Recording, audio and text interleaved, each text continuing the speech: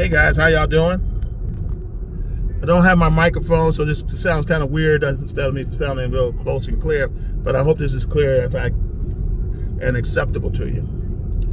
Those of you who don't know me, my name is Reverend Dr. Antonio Arnold, Airborne. I am an airman, as those of you can see. I'm wearing my Air Force hat. I'm an Air Force veteran. I'm an Army veteran as well. Okay? Served active duty through the Army Reserve, been mobilized in the Army Reserve, of course. Been in the Army Reserve Force almost 18 years. Served in the Air Force over 3.5 years altogether.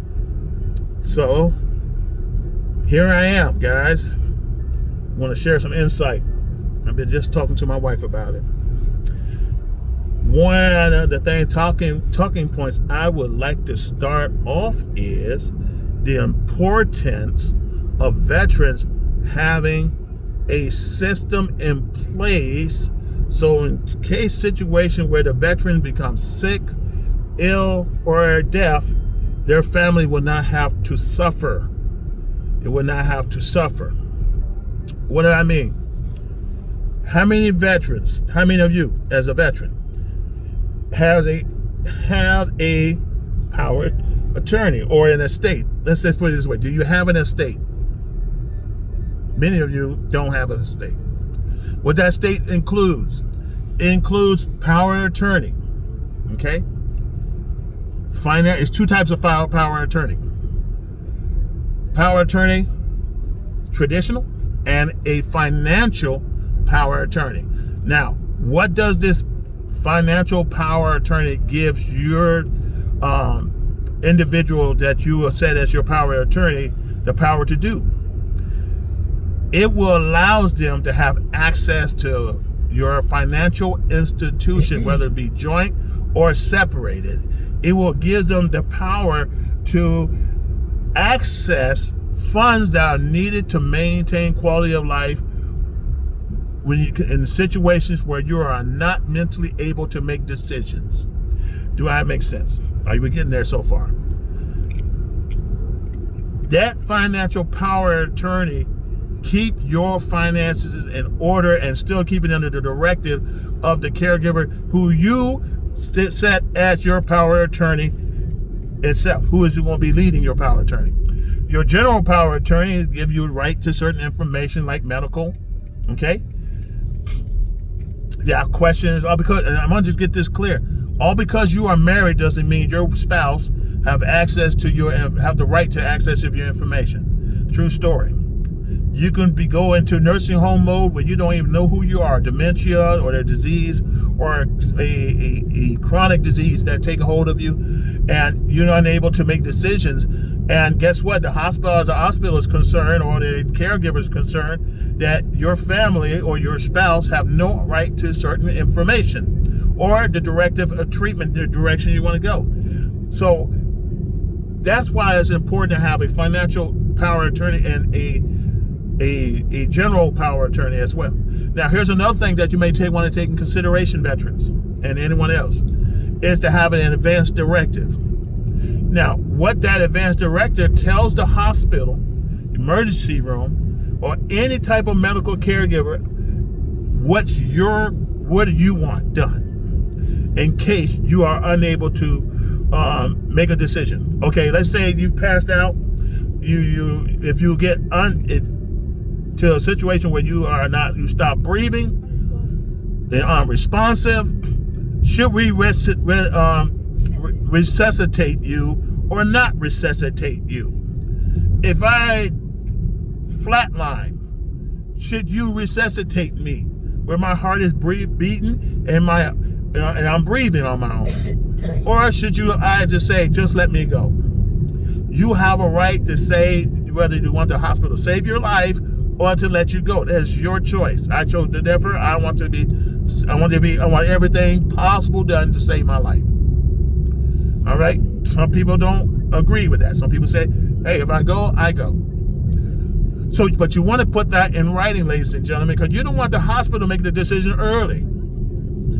A lot of times, a hospital will say, hey, we got a number of times when this person will be in this ER or intensive care unit and is non-responsive, or they're responsive, or they're in coma so long, I mean, we got to make the decision after 5 days or 3 days. We got to let this person go.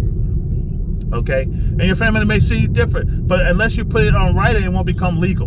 Unless it is signed by an attorney or a what do you call them people? Notary public. It's not a legal document. There's nothing. I mean, you have no say so in the matter. So you definitely want to have a medical directive. I mean, when I was going to the VA, they always ask, do you have a medical directive? You will want that medical directive. And 2, you want to make sure your medical directive is given to your social worker. Airborne? Every VA hospital, every veteran has assigned to them a what? Social worker. So whenever you're turning in legal documents, of course you got to go through the front. It looks like it's clear on right there. Okay. Every time you want to turn in an advance directive or any type of power of attorney or a copy of your estate to the VA or to any hospital, your social worker assigned will need for that documents to be what? To clear the hospital first, to be documented that this document is in the hospital. Okay? Because we know things get lost. So that means you got to fill out a VA form to let the hospital know that you're authorizing this form, this document, to be included into your records. Okay? So, and then when you set your appointment with your social worker, I'm telling you some good stuff here. The social worker will ask you a few questions. Is this what you want done? Yes, here it is. They will confirm that they received it. They'll type in on their notes that they received it, and it's documented, and it's inside your medical records as a whole. So that means anytime something happens to you, as far as your treatment is concerned, then your directive will be implemented. Okay? Your wife will have questions, or she needs to see you, or she wants to see how questions about your care. She has a right to, because you what? She has that medical power of attorney. And if you have a second power of attorney, they say your child or your significant other wants to have access, they have to be listed in what? They have to be listed in that power of attorney. I'm here to tell you guys. I'm giving y'all some good information. Now, let's talk about another topic here. A lot of veterans are making the mistake I'm just like me. I'm a guy who's like, suck it up, drive on. I'm a hood. I'm used to be Army myself too, infantry. When I get sick, I had to be super sick before I, ask for help for anything. I said that's the wrong answer, guys. If you feel sick or you feel something is going wrong with your body telling you something wrong, you go get medical assistance right away. Do not pass go. Do not put your family through hardship because you felt like I'm the man and I don't need to see no doctor. Because if you don't see the doctor, your spouse will be the only person you see straight up. The undertaker will see you from there on. And that's mighty selfish. But here's one of the things I want to implement to you veterans, all of you, men and women. When you feel behind let's say you're receiving disability or you're not receiving disability, but you have a service connection that's causing you medical problems beyond your scope of your health, where you can't get out the house or you cannot work a job and you're considered unemployable because of your medical illness, then you want to consider also applying for what? Homebound. Now, what homebound will give you, it will help your family, especially your spouse. It's not caregivers, it's a whole different animal. Your spouse, it gives that extra income at like up to $1,600, if I'm not mistaken, per month. So that's where someone can care for you, your spouse, whether your spouse or your children. Somebody be there. That'd be an extra to take the cost off hiring a nurse. So in other words, if you need assistance, you can't get out, you need assisted living, that homebound income benefit will come into play. But you have to apply for it early, because it takes about 4 to 5 or 6 months, give or take. And it almost takes, let's say, from August. I was from July, I filed for it, and I just got it last month of April. Okay, so they give you an idea how long it takes. And some people don't make it. I know people who Her family had applied, and I'm not going to go into too deep into their situation, but they have applied, and the person died right before it was too late.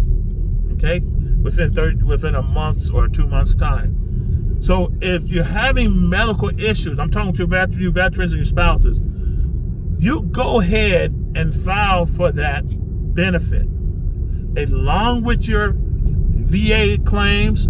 You file that home. If you cannot go to work, you cannot get around without help, you walk with a cane, you're on a wheelchair, you're on a walker, you file for that homebound, because pretty much you're at home. If you're home pretty much most of the time because you can't get out too long, then you need to do that. You need to do that. I have met a veteran. I can tell you he's getting what he needs. He has to have oxygen. He has a wheelchair. Somebody had to push him on a wheelchair. Guys, I'm here to tell you, do not pass go without filing for homebound benefits. I'm here to tell you, because a lot of veterans are making the mistake of not planning their life in a situation where their spouse can spend more time at their home and make sure to get the care they need, make sure to get to their appointment. And for God's sakes, veterans, do not go to the emergency room without your spouse. If you're sick and got a medical appointment, your spouse is going to have to take the day off so that she can hear and and understand what's really going on with you, because you're not going to tell her everything. And I know you won't. You're not going to tell her everything. You go have your spouse go with you. There's going to be some time you might have to get care and you cannot drive. You're going to drive 5 minutes to an hour and a half to the emergency room for a chest pain. Are you nuts? You get your spouse or someone that gets you there. Because who knows, you may pass out while you're driving, endangering other drivers. Or you have a procedure and you can't even leave the hospital because you're still under anesthetics. So they gotta use some common sense, guys. It's not about you, it's not about me, it's not about doing the right thing to keep your family from suffering. Okay? So you want to do that. What else I want to talk about? And also, you get that, and those of you, I'm here to tell you, you're in a wheelchair, you got diabetes, or you got heart conditions, you got cancer. The moment you've been diagnosed with either one of them, you go ahead and file for that homebound benefit. Okay? You file for, through the VA, that homebound benefit immediately. Okay? Don't play around with your health, man. Don't play around with your spouse. That thing can make a difference. And then at the same time, you want to push as hard as you can to get 100%. Because I'm here to tell you, if you're not 100% and you die as a result of your service connection, then your 90%, 80%, all your VA disability benefits comes to a close unless you are 100% or you die, your death is as a result of your service connection. You die as a result of a service connection, connected disability, then your spouse will not be able to get any type of DIS or DIC benefits. And now what's the maximum they're going to pay on DIC for spouses? They're going to max it. And I was shocked because I was under the impression, according to 2022, that they're going to pay 100%.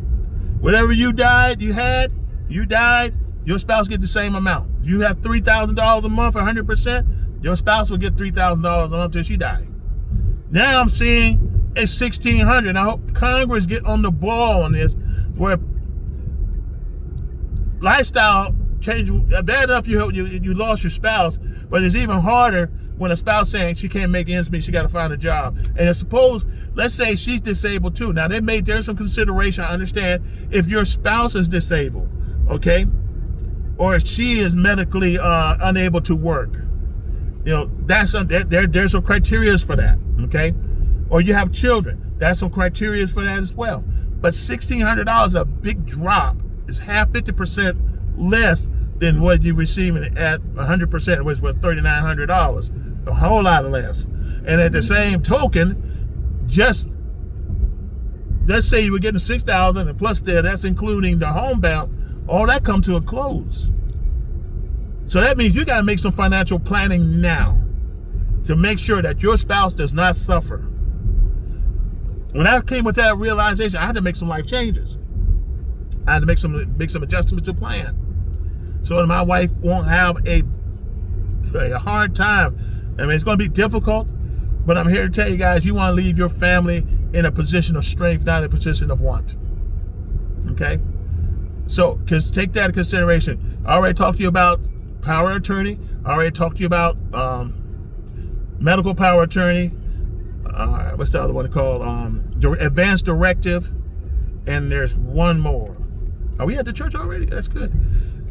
But anyway, guys, I'm going to stop right here. It's like 15 minutes and 47 seconds. I wanted to share some insights to the veterans, to their families. I mean, if you're a spouse of a veteran, definitely take what I share with you and get on the ball and make sure your spouse get what they need. Make sure you go to their medical appointments. And if the condition gets worse, file for a claim to get their ratings increased. If they have 10%, for God's sake, and they have, as a result on heart condition, on your blood pressure, or you got heart disease, and you're at 10%, and your heart got worse, why you park so close? But anyway, you want to go ahead and file for an upgrade because your condition gotten worse. Do that. Make that thing happen. Go ahead. I'll be right there. Go ahead and make that thing happen. Okay? And that way, your family don't suffer. All right? I know what I'm talking about. I've been through this for a long time. I'm a veteran myself. I have helped a lot of veterans achieve up to 100%. I have helped veterans get what they need. I even point them in directions to get homebound. It's up to you once I provide the information. Plus, get my book, The Art of Filing for Veterans Disability, to give you step-by-step. I got a basic book and I got a more advanced book that covers grants. So you want to go ahead and get that done. Don't play around with your life. Don't play around with your family. Get what you need. If you need information about obtaining a estate, power attorneys, I'm not an attorney, but I do have those information I can provide for you. You go ahead and go to the website, go ahead and purchase it, get it done, and make sure that applicable people, the hospital, get that information, including your medical doctor. Anyway, I got to go. I pray you all this video has been helpful. I hope you all have a great day. God bless you. This is Reverend Dr. Antonio Arnold, a.k.a. Beast Mode Army Air Force veteran, signing off. Airborne out.